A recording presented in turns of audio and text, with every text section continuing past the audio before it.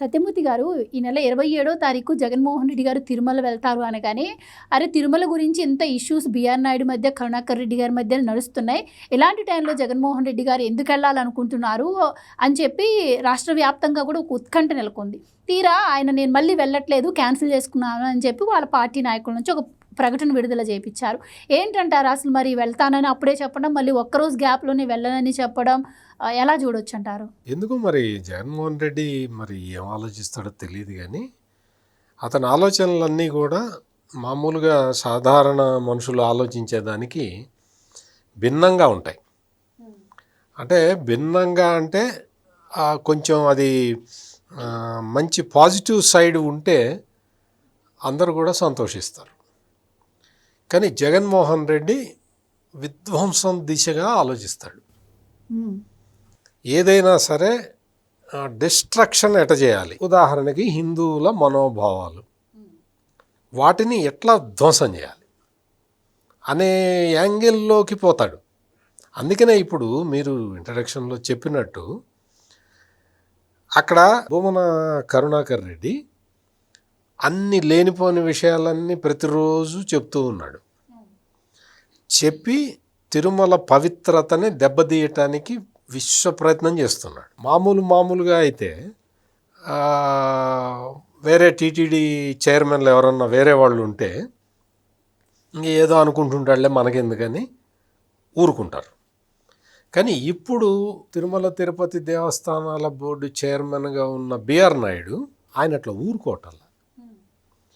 భూమన కరుణాకర్ రెడ్డి లేకపోతే ఈ వైసీపీ ముఠాలు ఏది చెప్పినా కానీ ఆయన ఇదిగో నిజం, ఇది వీళ్ళు ఫేక్ ప్రచారం ఇట్లా చేస్తున్నారు అని ఆయన ఏకకి ఏక పీకకి పీక తీసి చూపిస్తున్నాడు. అవసరం కూడా ఉంది కదా సార్. చంద్రబాబు గారు కూడా చెప్తున్నారు, గతంలో పింక్ డైమండ్ అంశం కూడా ఇలా చేయడం వల్లే చాలా డ్యామేజ్ అయింది. సో ఇప్పుడు ఇలా ప్రతిదాన్ని తిప్పికొట్టకపోతే అది నిజమని నమ్మే అవకాశం కూడా ఉంటుంది కదా ప్రజలు. సో ఆయన చేసేది కరెక్ట్ అనే అనుకోవచ్చు. 100% నేను బీఆర్ నాయుడు చేస్తున్న అంటే ఇస్తున్న క్లారిఫికేషన్లు మనం చూస్తే వీళ్ళు ఎంత క్రికెట్ మెంటాలిటీ తోటి తిరుమల మీద అంటే బురద జల్లటానికి ఎట్లా ప్రయత్నం చేస్తున్నారు అనేది మనకు క్లియర్ కట్గా అర్థమైపోతుంది. సో మీరు దాన్ని ఒక క్లారిఫికేషన్ అంటున్నారు, కానీ వైసీపీ వాళ్ళు మాత్రం ఈయన ఒక రౌడీలాగా బిహేవ్ చేస్తున్నాడు, నేనేంటో చూపిస్తా అంటున్నాడు అని చెప్పి దాన్ని వ్యతిరేకంగా పోర్ట్రేట్ చేస్తున్నారు. మరి ఎలా చూడొచ్చు అంటారు? అంటే ఎవరికి ఏ భాషలో చెప్పాలో ఆ భాషలో చెప్పాలి. మీరు తెలుగులో అడుగుతున్నాను, నేను తెలుగులో చెప్తున్నా. మీరు బెంగాలీలో అడిగారు అనుకోండి, నేను తెలుగులో చెబితే మీకు అర్థమవుతుందా? లేదు, మీరు నన్ను బెంగాలీలో క్వశ్చన్ అడిగారు అనుకోండి, నాకు అర్థమవుతుందా? అందుకని భూమన కరుణాకర్ రెడ్డి భాషలో బీఆర్ నాయుడు రిప్లై ఇస్తున్నాడు. ఈయన భాష ఎట్లా ఉందో ఆయన భాష అట్టగే ఉంది. ఈ భాషలో చెప్పకపోతే భూమన కరుణాకర్ రెడ్డికి అర్థంగా గోవులన్నీ చచ్చిపోతున్నాయి అని చెప్పి ఒక ఇష్యూ తీసుకొచ్చాడు. రోడ్డు మీదకి వచ్చి పడుకున్నాడు. అంటే ఆయన ఇంటి ముందరే పడుకున్నాడు. అది అన్నాడు, ఇది అన్నాడు. రోజా వచ్చింది. రోజా ఏం మాట్లాడింది? గోశాల విషయం మాట్లాడాలా నువ్వు, ఏం మాట్లాడింది? ఎంత అసహ్యంగా, ఎంత గలీజ్గా మాట్లాడింది. అంటే ఇటువంటివి ఎన్ని రకాల కుట్రలు పన్నారు. దారుణమైన భాషలో మాట్లాడుతూ ఇక్కడ వెంకటేశ్వర స్వామి భక్తుల మనోభావాలని గాయపరుస్తున్నామనే స్పృహ కూడా లేకుండా, కనీసం ఆ వివేచన జ్ఞానం కూడా లేకుండా ఎంత నీచమైన ప్రయోగం ఇవి చేస్తూ ఉన్నారు. అక్కడ చేస్తున్నది ఏంటి? బీఆర్ నాయుడు చైర్మన్గా వచ్చిన దగ్గర నుంచి అక్కడ చేస్తున్న పని ఏంటి?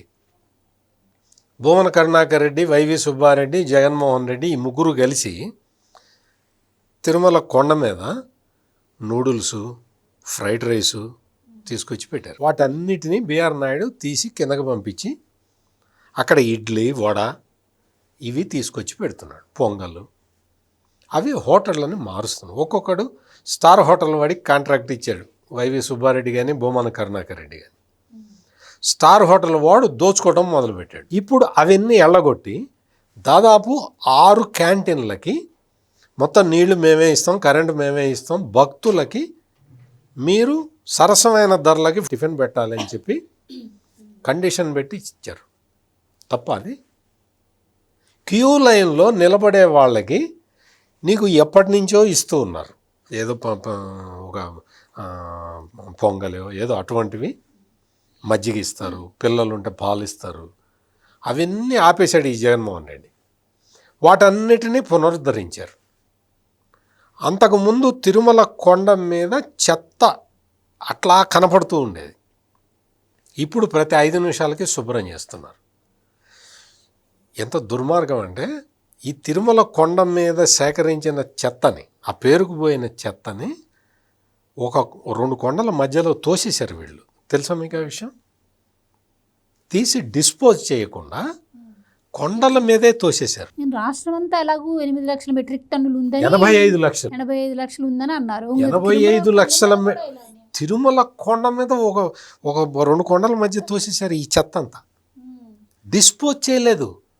తిరుమల పవిత్రతని, అంటే చెత్త డిస్పోజల్ కూడా కరెక్ట్గా చేయకుండా సర్వనాశనం చేయటానికి వీళ్ళు ప్రయత్నం చేశారు. ఏమవుతుంది? తిరుమల కొండలు ఎంత పవిత్రమైనది, వర్జిన్ ఫారెస్ట్ అంటారు దాన్ని. అటువంటి వర్జిన్ ఫారెస్ట్లో నువ్వు ప్లాస్టిక్ చెత్తను వేస్తే ఏమవుతుంది? అటువంటి దారుణమైన పనులు చేసిన ఈ భూమన కరుణాకర్ రెడ్డి అండ్ కంపెనీ, వీళ్ళందరూ జగన్మోహన్ రెడ్డి బ్యాచ్, ఈ రోజున వచ్చి ఆ చెత్త క్లియర్ చేయడానికి వీళ్ళకి టైం పడుతున్నారు. తీసేస్తూ ఉన్నారు మొత్తం ఆ కొండల్లో ఉన్న చెత్తని డిస్పోజ్ చేస్తూ ఉన్నారు.